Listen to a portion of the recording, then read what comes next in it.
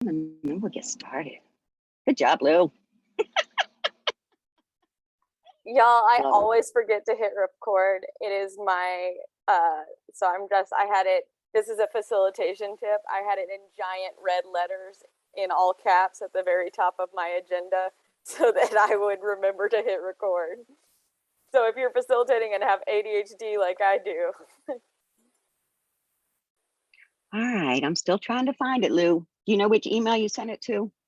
Both. I sent Got it. Yeah. Sorry. You rock. Well, welcome everyone. I love it that Lou already gave you a pro tip. I already gave you a pro tip to make it big on your facilitation agenda and have a facilitation agenda to press record whenever you're beginning these. Wanted to start with a welcome and a grounding, just to really honor what we talked about before. I'm a big somatics practitioner, and I'm so clear that often we're really dying at the altars of our visions because we're not caring for our bodies. We're moving from one space to the other without clearly coming into this space and leaving that space behind. So I want to invite us into an intentional grounding. So you can keep your camera on or you can turn it off, whichever you prefer, but this is going to be just a few moments for you to really resource yourself.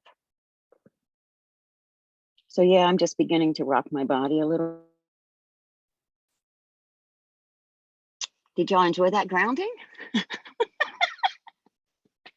Was I the only one who was kicked out? No, everybody was. Talk about moving like, from one space to another. Right. Wow. Woo, okay. Okay, beginning again. Feel free to turn off your cameras. We're still going to ground. It's important. Yeah, so just begin to, rock your body a little bit like we were taught as children, not even taught as children, we intrinsically knew as children until it was taught from us not to rock our bodies. Yeah, and just even imagining that your spine is supple like a piece of seaweed, just moving in the ocean.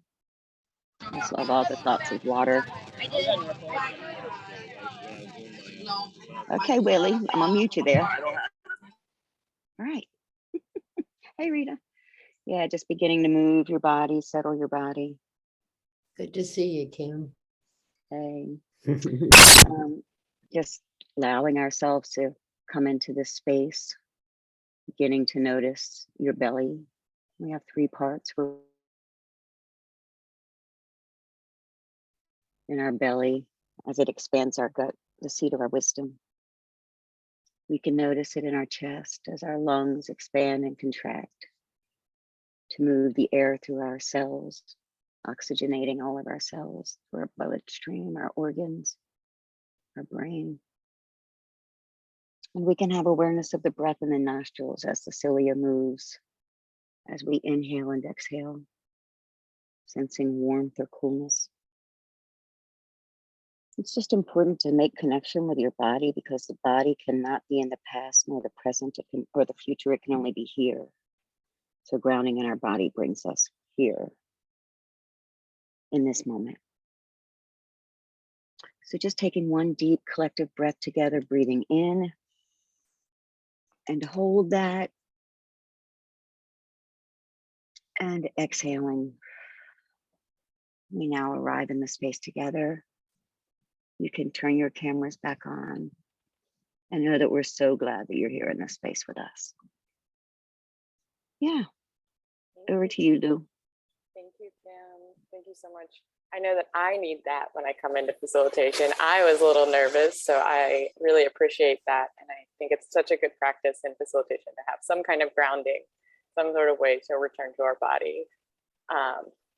So to get us started, we're going to use the chat a little bit. I would love to know who's in the room. So if you want to put your names and pronouns in there, and then what do you love about facilitating? If you have facilitated before, or you enjoy it, or if you have not, but like what do you love about facilitating?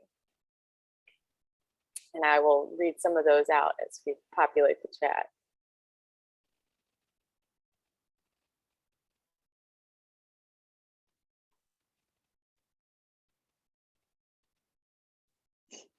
Where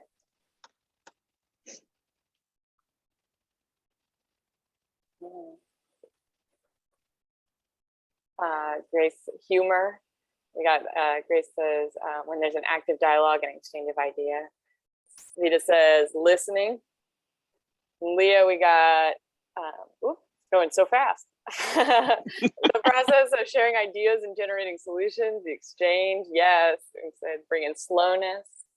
Love answering questions and getting folks talking excitedly. I love that too. I love the aha moments. Magic when people feel energized and connected.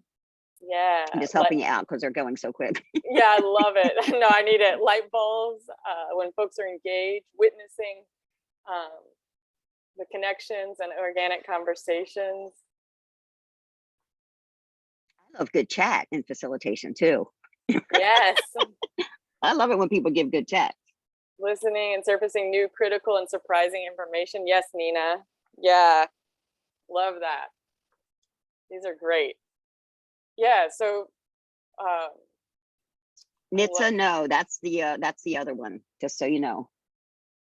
PMA 101 is over there.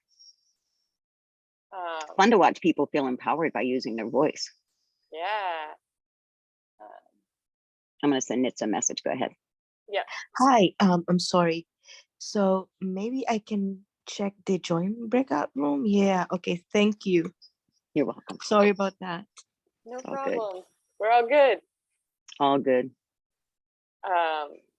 Yeah. Facilitating is fun. I love that. Yeah. So many people are nervous about it, but facilitation, if you can just settle your body and just be as authentic as you possibly can, is so much fun. Love that. Mm-hmm. Yeah. I'm hearing, I love that seeing the connections around facilitating is about surfacing ideas. It's about, you know, having fun. It's about having a sense of humor. It's about connecting to people in the room. It's about what emerges, right? So I also want to ask another question real quick, because I want to get us kind of like rooted in what we want, what we're thinking about. What does facilitation mean for us, and what is our experience of it? And then we can kind of talk about what it takes to facilitate a PMA. So we're going to start, and we're going to do it quick. We're not going to spend a lot of time on it, but what does bad facilitation look like? What does it feel like when you're, you know, we've all been there. We've all probably done it at some point, you know? What is bad facilitation? Y'all want to put that in the chat. Right, so when the facilitator is the expert, when one person does all the talking, absolutely no engagement / questions, when people don't get listened to or heard, yeah, making assumptions about desired outcomes of participants. Yes. Not keeping power dynamics in mind. Absolutely, right? We're all coming into the room with different experiences, different privileges, different, you know, identities and how they show up in the world, right? And if the facilitation isn't aware of how that's happening, that can lead to some really messy spaces. Not open, voluntary, bias. Yeah, shutting down other ideas. Yeah, these are great examples of things you do not want to do. Y'all been in some bad facilitation? I got quite the list. I love it. Yeah, not honoring the wisdom of the room, getting preached at. Yes. Not making space for necessary discussions, right? So like sometimes we're in the middle of something and something just keeps coming up, right? But we're like, we're on an agenda. We have to stay on the agenda. And it's like, well, actually, it seems like this thing keeps coming up and we might actually need to let that play out. Which is a really hard thing to do because, right, we want to stick to our agendas. We want to be honor that we like set this agenda in this time period and we want to share it. But sometimes you have to be like, well, this isn't working. So let's shift.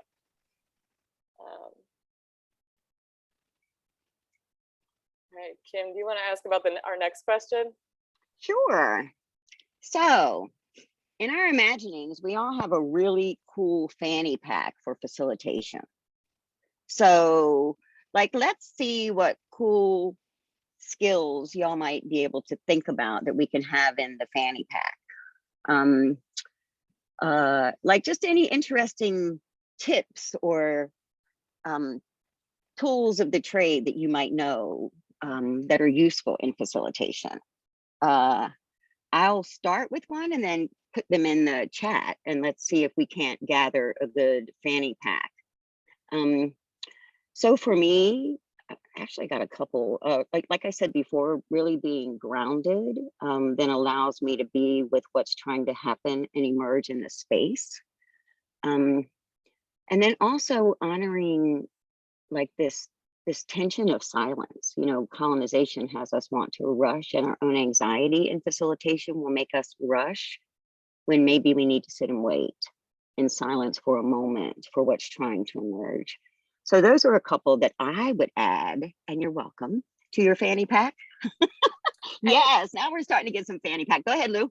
And I was just going to add, to kind of based off the question we talked about, what feels bad, like these are the tools and tricks that make facilitation feel good. When is it you feel good, and what are the things that people did to make that facilitation feel good, or the things you used, and it sparks those aha moments. And I love that you said feel good, because you know, Maya Angelou said people won't remember what you said, but they will remember how you made them feel. So how we feel in facilitation is valuable, and it is an act of decolonization to allow us to feel good. Why does everything have to be a suffering experience? It doesn't. So I love it that you brought that in. So let's read some of these things out in the chat. Oops, can you catch them up there? Okay, century, oh, that was before. Community agreements should be in our fanny pack. Definitely love community agreements. How are we going to hold and contain this space? You know, creating them and then allowing people to add to them and making sure we're all in agreement. Fish bowls, when the room needs to hear a specific group of folks process something. Fish bowls is a really beautiful opportunity to get elders to speak and have folks around, to get young ones to speak and have that around, to have intergenerational conversations, which are so beautiful in fish bowls, front lines. There's so much opportunity and use for a fishbowl conversation. Beautiful. Clearly defined roles of co-facilitators. Yes, that's very useful because it just manages the anxiety. Snacks, water, and mints. Yes, clearly in the fanny. Time to refer the work of the group back to the group for affirmation and clarification periodically. Yes. Are we moving together? Are we still together in this understanding? Robust snacks supply. I love it. Icebreakers at the beginning to get to know each other. The use of story circles. Feel free to talk in rough draft is so important, especially in community agreements. Parking lot, just put some things over there because sometimes you can't get to everything at the moment. So you can put it over there knowing that we'll come back to it. A mind always needs to know that there's a place for it to rest. So you can just gather ideas that need to come, percolate, put them on the parking lot. Breakouts in small groups are so valuable. Everybody needs to talk and be heard. And somebody asked if we could define fish bowls a little bit more. Go ahead, Lou. What were you gonna say? I was wondering if the person who put that in the chat wants to come off mute and say what the fishbowl is. Beautiful. Sure. Yeah. The metaphor is of fish who are in a bowl being seen, maybe from all around. And so in a fishbowl conversation, you're saying these folks are being centered right now because we need to hear what they have to say, or they need to speak to each other, and we don't want to do a breakout because we want them to be heard by others in the room.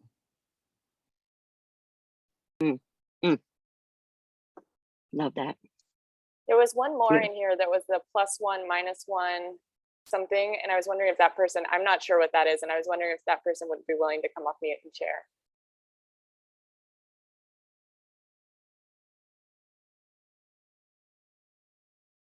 It was possibly Laura, but if not, that's also, you do not have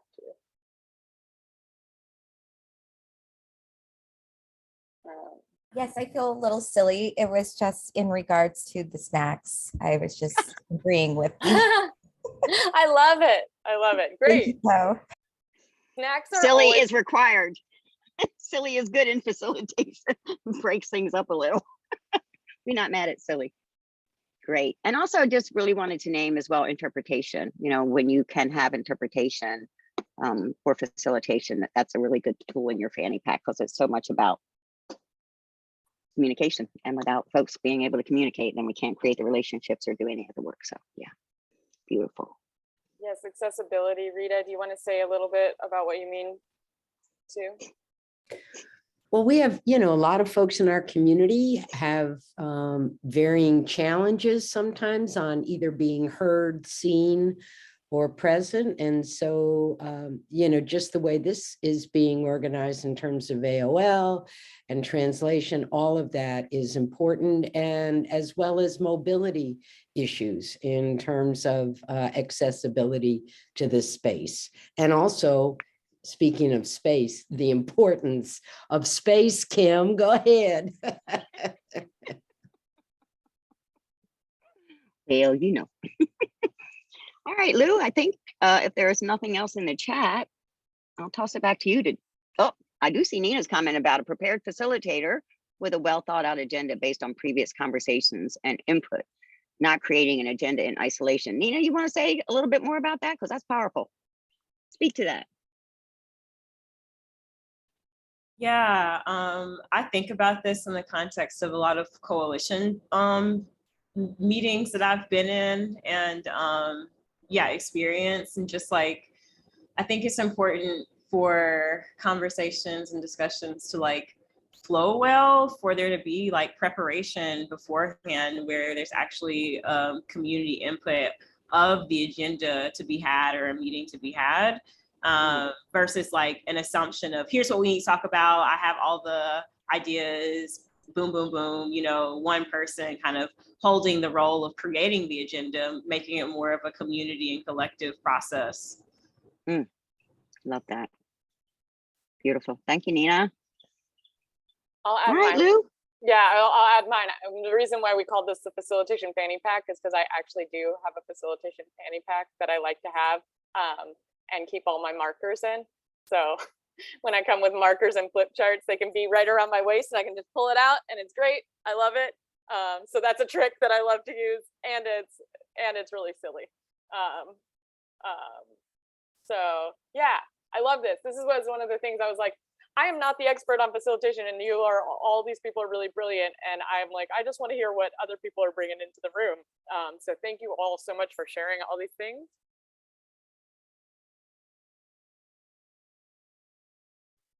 I muted myself. Sorry. There are some specific ways that we actually that we facilitate a PMA, right? Like that we know what we were learning earlier is that like PMAs are a tool for making decisions. They're a tool for community governance, and so tight facilitation is important. And luckily, we actually have kind of a guide in the People's Movement Assembly Handbook, which is in your toolkit for how this can look. So I'm going to share my screen real quick with y'all, so to give y'all an idea of like the way an agenda can look for facilitating a PMA, right? But I wanted to see, for those of you, maybe you've already participated in a PMA. Before I show that, if you've already participated in a PMA, what were some of those key elements in the facilitation of the PMA process that were really important? Yeah, Rita says importance of place and history. So grounding in the place and the history. Setting community agreements, thank you.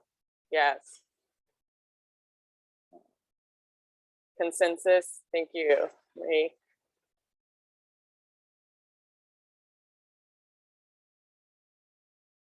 And I remember some of the stuff that folks said at the beginning of like when we were talking about like what you love about facilitation. There was some of the stuff around, and what we said was bad facilitation around like it is when someone centers themselves, and in the facilitation. And we know that for a PMA, it's about collective governance. So centering yourself in facilitation doesn't work. Yeah, so there has to be lots of different facilitators. There has to be labor acknowledgement. Yes, I seeing that. Hearing lots of different voices naming challenges, various communities are facing, right? So like one of the key pieces of like PMA facilitation is that the facilitators are coming from the community, right? Like we're not hiring people in to come and facilitate our PMAs for us often. We're not hiring out, like we get to facilitate our communities. And having a lot of different voices in a community, because we know our communities are not monoliths, right? Like there's lots of different experiences within a community, within a front line. And so centering people who are most impacted, in the facilitation too is really important. Any other pieces? All right. Let's see. Find.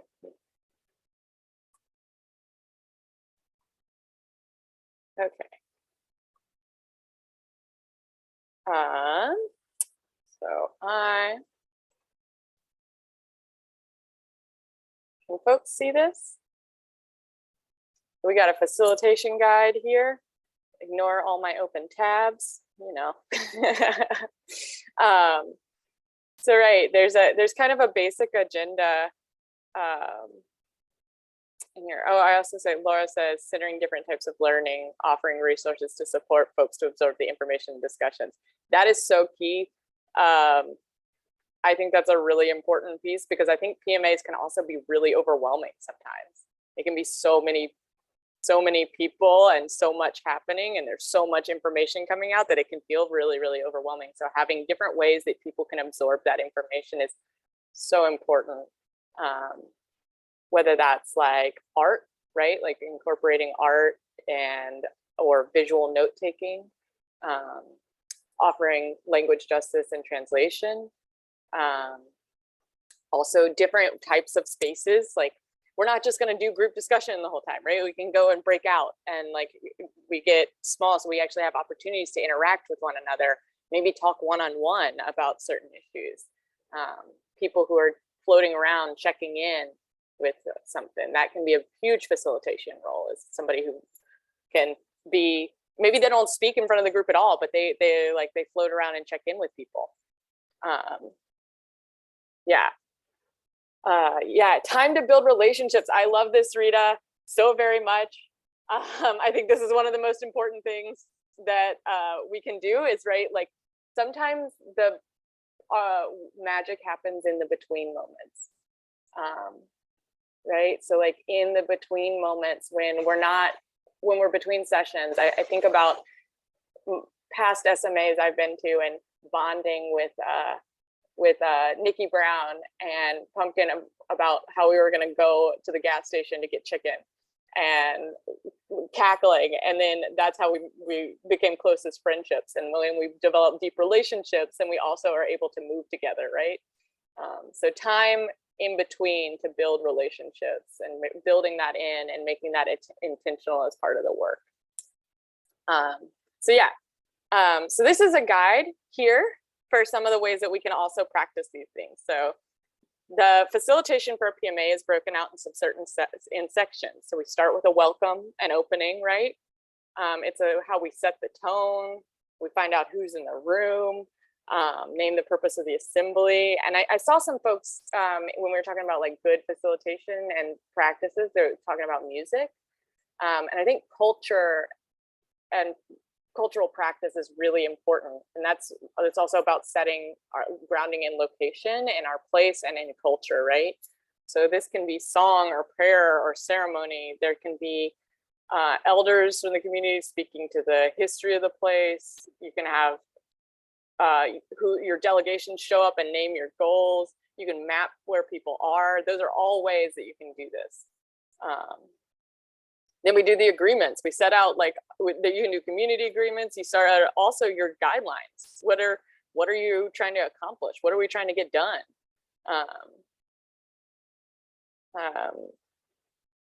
And actually, before I go to agreements, I want to see if anyone in the chat has any ideas about like ways to do welcome and opening and setting the tone, or things that they've really liked.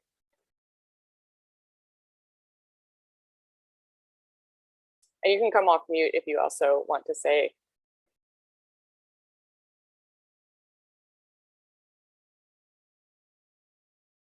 centering practices. Yeah, what Kim did at the very beginning of our facilitation session, body work, dance, song. Yes. Yeah. Oh yeah, naming the ancestors we bring to the work, right? Yeah, who are we bringing into the room? Asking our ancestors in the room, movement and spiritual gestures. Yes. Right? Like we're not doing this work in a vacuum. But this work, the work that came before us is important, and the people who did the work who came before us is so deeply important. Grouping games and breathing and icebreakers, yes, all those things to build relationships and establish where we are. Yes. All right, let's go to the agreements, which I said, it's like we establish our working guidelines, we create parameters and support the goals. And then we can present, some ways to do that is present basic guidelines out loud, print guidelines and program material, write up guidelines visible in the space. What are some other ways we can practice agreements?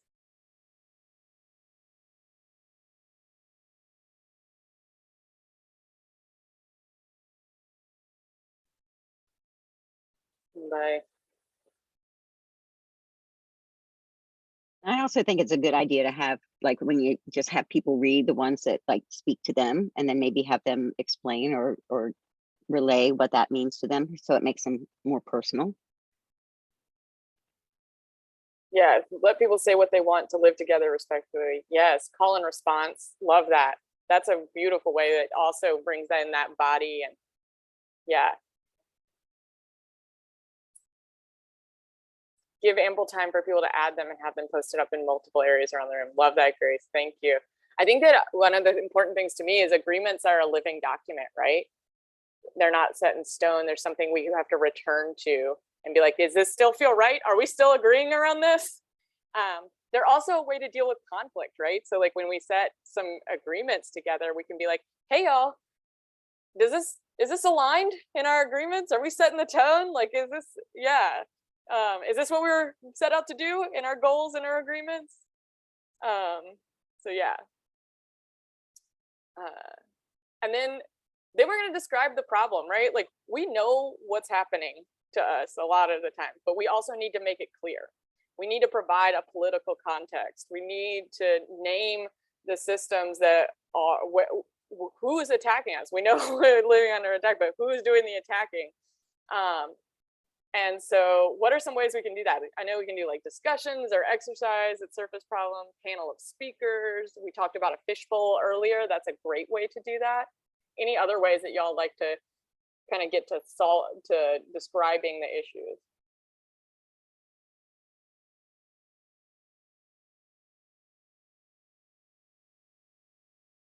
Power mapping, yes, love that. Yeah, who's in power, who has power, and how do we relate to it? One way that I know that Nina and I have done this in youth organizing is we've created a problem tree where we ask a question like so when we were working with young people all across Appalachian region is what's hard about being a young person, and then we would put those on a leaf and we would trace them down to the roots and the systemic roots. So that's one way, you know, especially if were like that was creative that people were able to use. Especially with working with younger folks, was really helpful.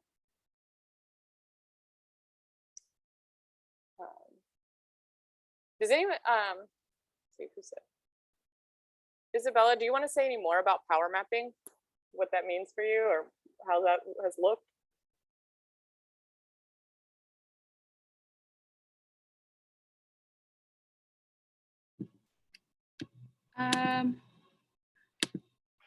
Sorry, we have a bunch of people in the room. We're thinking like naming the people that are in power, exactly like you said, who are the decision makers in our city. So if we find a problem, attaching that to the person, right, that makes that decision, whether it's like city council or school district, board members, just identifying where to who we can get to that makes those decisions that are affecting us. But also the people that we don't see, like families with wealth, right, that fund these other structures in the city. Awesome. Thank you. That's great. Fantastic. And I love seeing all of y'all in that room. That's wonderful. Hey. And so I'm going to move because I'm looking at our time. I'm like, oh, goodness. These times it gets really fast or they go by really fast. Another facilitation tip is watching your time. But one thing I like about describing the problems, it's really good to get clear on what we're attacking as, but it's also easy to get bogged down in it. And so like one of the tips is like have that a clear amount of time you're going to discuss it and then move on to the vision part. Like, okay, like we know what's happening, but it can be easy to talk about and get overwhelmed by these systems. And so then it's like, let's talk about what are we going to do? Let's discuss our vision. What's next? So the next piece is discussing our vision, solutions, and strategies. So we create space for participants to think about beyond the problem, generate ideas that are transformative and affect long-term systems change. So this can be done in similar ways that we do describing the problems, but are there others? They can be small group discussions. It can be frontline assemblies that generate visions and proposals for action. You can have assemblies within assemblies. It's great. Frontline assemblies within an assembly, break it down. Worksheet with 3 to 4 questions to talk through. Are other ways that y'all think about how you vision and think about solutions and strategies?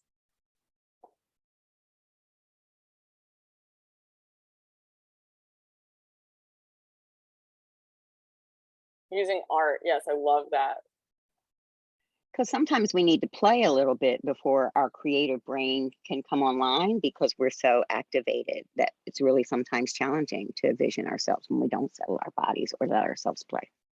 Yes, I love that. Visualization exercises. I think that anytime visioning can feel joyful, right? Like, because if we're not being joyful in the visualization of the world we want to create, then is the world we're going to create joyful and liberated, right? And so then after we discuss our visions, yeah, absolutely use of art, making quiet meditation so we can also vision those solutions. So making room for quiet and silence, space for silence. Yes, Kim, what does it look like? What does it smell like? What are people doing? What does it taste like? Love those questions. Those are great visioning questions. Really immerse ourselves in our vision of liberation. And then we report back, right? So then we need to report back. We've probably broken out into groups, maybe along front lines, and then we need to come back and report back so that we can share with people what our vision is, what we think our strategy is, right? So you can provide an opportunity for participants to share their work. It's a way to ensure that the large assembly gets a sense of the whole, right? So that we may be operating in one sphere, being like, this is my front line, because sometimes we have to focus, right, to get the work done. Sometimes we have to focus and do like, I'm going to do this thing because this is what I can do. And so then but we also need to be aware of all the other ways that the front line is moving and that our movement is moving, so that we're moving together and we're moving strategically.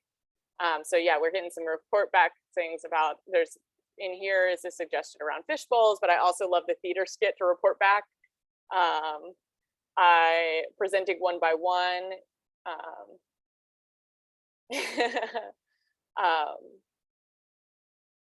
If there's been a drawing, right, like you can do a gallery walk of vision. And then this is what we're going to practice tomorrow too. And this is one of the key pieces, is synthesize. We have to collect all that information, right? So that we can build that mass movement and strategy together. And this is like the key decision-making part. So we've been in these groups discussing strategy. And I think what Rebecca was talking about from our Lucha movement comrades, was talking about how in their cells, in their kind of hubs, the hubs make decisions, right? They make decisions and then they come back and those decisions are honored by the group. But there has to be an awareness of them. So we do the report back and then we also have to synthesize, right? So we have to collect the information, the analysis, the visions, the strategies generated, and then we have to make a plan from there. So one of the ways that's done is a small team is developed to discuss particular issues or fronts or struggles towards synthesis. So one way this can be done is when you've broken out in your vision, solutions, and strategies group, then you assign somebody to come back to be the synthesis person, to come to the synthesis. The frontline assemblies generate ideas and representatives from each group discuss the vision, strategies, and actions of those assemblies. Are there other ways that people have used to do synthesis that they want to share? Synthesis is one of my biggest weak points, honestly. It's like one of the things, because I'm like, all of it. We do all of it. Note takers, yes. Shout out to Sita Cook, who was a note taker extraordinaire, like needs to teach us all how to take incredible notes. Yeah, having those note takers in those groups is really important, and assigning roles.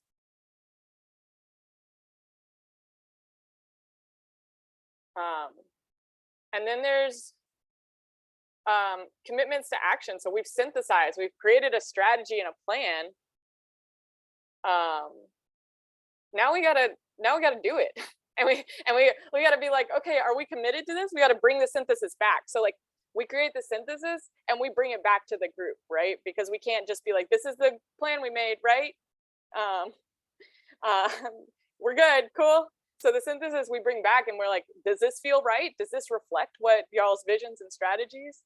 And then we talk about commitments to action.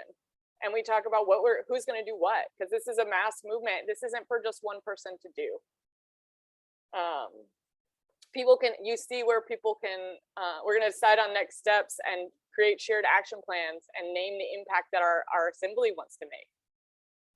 So organizations and participants can commit to particular strategies. Individuals can declare specific commitments.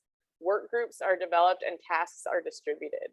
This is also an opportunity for our members of the assembly to be like, this is where I shine, right? This is what I'm good at. Let me do this work. So it can really also be like a real skills and asset mapping to be like, all right, where are skills at?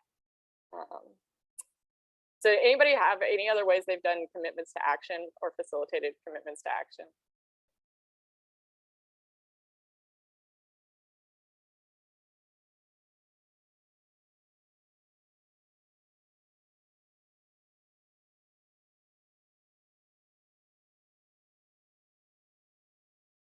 Sign-on cards are on the wall. Yeah.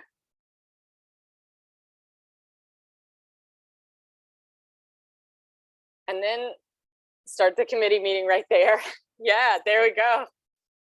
Build on that excitement, right? Yeah, build on the energy and excitement, because sometimes we go in these spaces, we get really excited about it, right? And then we leave and we're like, oh my God, that was so much. I'm exhausted, right?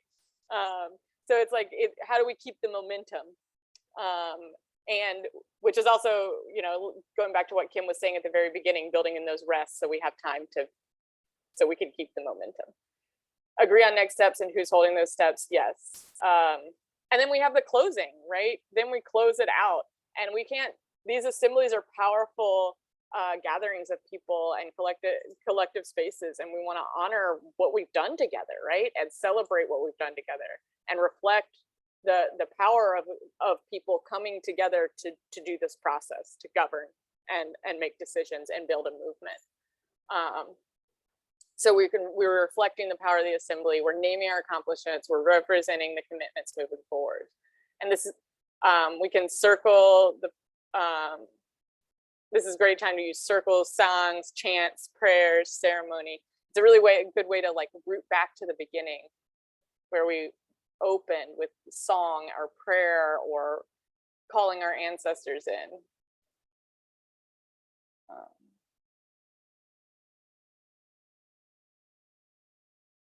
Yes, Jennifer says, also important to close to settle the body before leaving and all the energy created in this space. That is so important. Unity clap, love the unity clap. I love singing together with people. I think that that's such a powerful way to feel the power of community.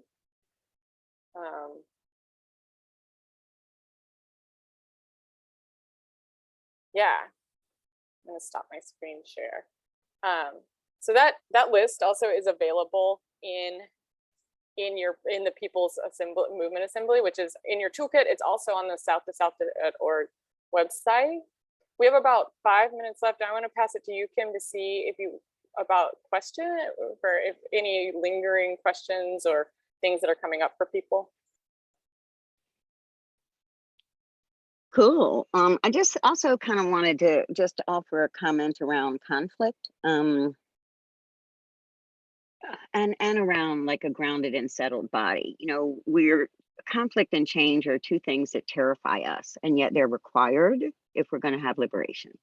So renaming, relanguaging conflict as something that is generative and required can help us be more willing to lean into it. And we can learn so much about ourselves in conflict. Before I enter any conflict, I'm always questioning myself, what is there for me to learn here? Where do I know this energy from? Because a lot of times, especially in this work, our family dynamics show up in the community work. So there's so much liberation and internal investigation around conflict. And I can do a whole session on that, and we ain't got time. But do not be afraid of conflict. It is necessary, but see what it has to teach you, because we're often so willing to look over there when conflict is co-created.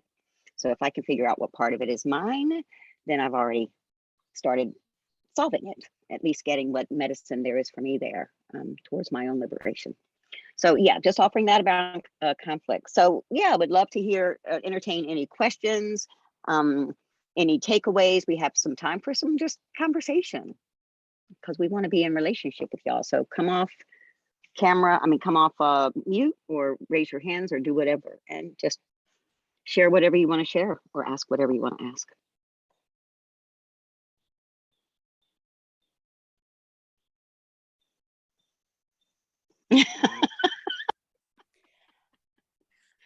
We can do it. We can do a skill share around conflict. I'm not scared of conflict. I love it. It's so generative. I think people are craving it. Yeah, I'll, if that's real, I can talk a little bit more about that, but it literally is tied to every other experience we've ever had. And then yet when we're in conflict, all that energy and all that heat is coming into that one space. So it could literally be historical trauma, generational trauma, our family trauma, our mama dynamic. I can't tell you how many times I've been in conflict with another female, and I'm like, oh shit, I know this energy.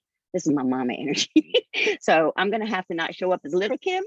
I'm gonna have to bring big Kim, but not in a puffed up way. And that's how I can tell when I'm out of balance. If I need to power over somebody or make myself small, I'm out of balance. The goal is to be authentically who we are and engage and invite other people to do that as well. But that's why I talk so much about self-reflection. There's so much to learn about conflict. It's so generative. And it's helped me then disengage that button by which somebody could press. Yes. Yeah. Thank you, Kim. It also reminded me, one of my favorite ways to think about facilitation is as if we're creating a container for us to show up in an authentic self. That like the goal of facilitation, it's not to do anything else but to create a container for people to surface the brilliance of people. And that involves all the things we were talking about, but I like to think about facilitation as container creation. And we're creating this beautiful, a container for magic to happen, and like strategy to emerge, and generative conflict to happen, and transformation. And I think of the word facilitate from its root, facile, which is to make easy. So I'm just trying to make ease of conversation, of relationship, of liberation. Like, we can do things with grace and ease.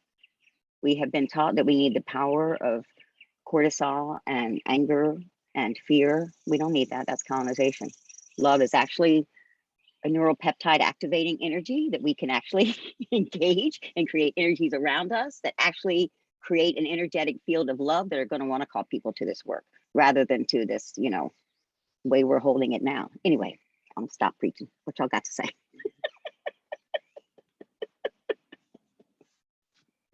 Should have left me out here on this patio by myself, Lou. Yeah, Lou's here at my house. She's inside. I'm outside. yeah, we're facilitating from the same house but in different rooms. It looks like we have like a minute. I would love for us to just have a grounding breath together. And this is also a really important thing to close well in your facilitation. So yeah, let's just do that. Let's you can turn off your cameras if you want. Yeah, trauma-informed facilitation is so important. I think we need a whole trauma-informed community care practices right now, because that's where we are. Yeah, so again, just beginning to notice your belly, noticing your lungs, noticing your nostrils, beginning to rock until this room sends us out. And then we'll just rock in the space in there and we'll see how many people we can get to join us as folks settle their bodies to do the work. I love you, Rita. You laughing at me. But yeah, I mean, this thing of settling the body is such an act of decolonization to let the cortisol slow down. Love y'all. See you in the big space. Don't have to know you to love you. Love you. Mean it. See you there.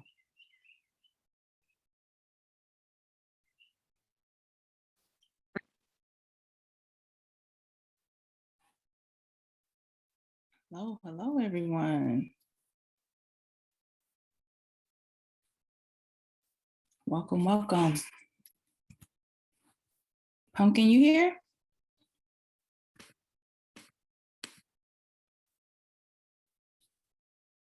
Hey, hey, I see you, Pumpkin. You want me to share my screen first? Hey. Hey, I had a moment. I was like, Lord, I can't even get in my own workshop. I was like, peace, everybody.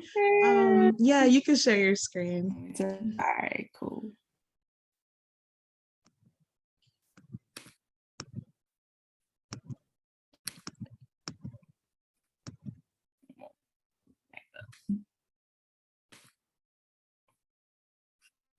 Hold on. Technical difficulties. 1 minute.